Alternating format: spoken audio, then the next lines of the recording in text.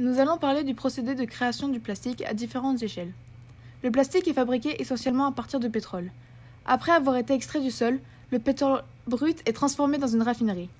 Une fois raffiné, c'est-à-dire traité pour pouvoir être utilisé commercialement, il est envoyé dans une tour dite tour de distillation. Cette tour est constituée de différents étages, qui vont chacun récupérer un produit comme le kérosène, l'essence ou encore le bitume. C'est au troisième étage que l'on extrait le naphtha.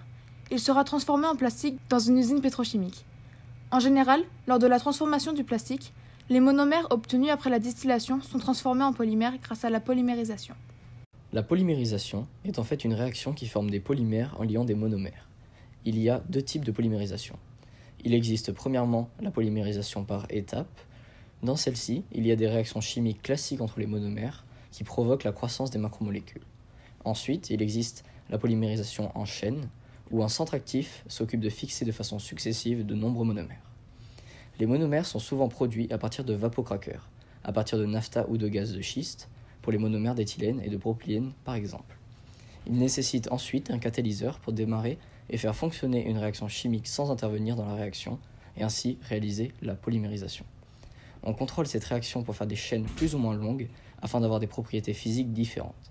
Une longue chaîne de polymères aura des propriétés différentes d'une chaîne plus courte.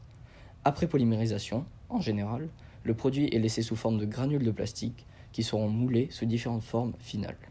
Il existe trois grandes familles de plastique, les thermoplastiques, les thermodurcissables et les élastomères.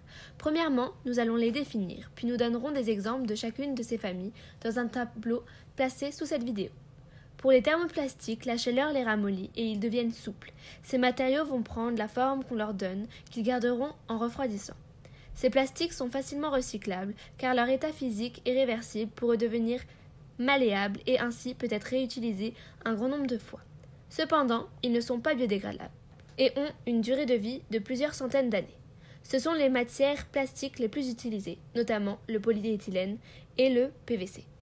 Les thermodurcissables, eux, ont une forme définitive après le refroidissement. Ils sont très durs et pas flexibles, et ils ne se ramollissent plus. C'est-à-dire que si on essaie de les chauffer comme on ferait avec un thermoplastique, celui-ci brûlera au lieu de devenir malléable. Leur technique de fabrication est difficile, mais les matériaux fabriqués sont très solides et résistants aux agressions chimiques et à la chaleur. Les aminoplastes sont les plastiques thermodurcissables les plus utilisés. Sur ce schéma, on peut voir les thermoplastiques à gauche et les thermodurcissables à droite. Ce schéma marque une différence en structure puisque les molécules sont fixées rigidement entre elles chez les thermodurcissables, tandis que chez les thermoplastiques, la structure semble désorganisée et les molécules ne sont pas fixées. Ils sont donc plus simples à transformer. Enfin, il y a les élastomères, qui sont connus pour être assez élastiques.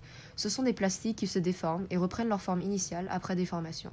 Cependant, certaines sources excluent ces élastomères et ne les comptent pas comme une grande catégorie de plastiques.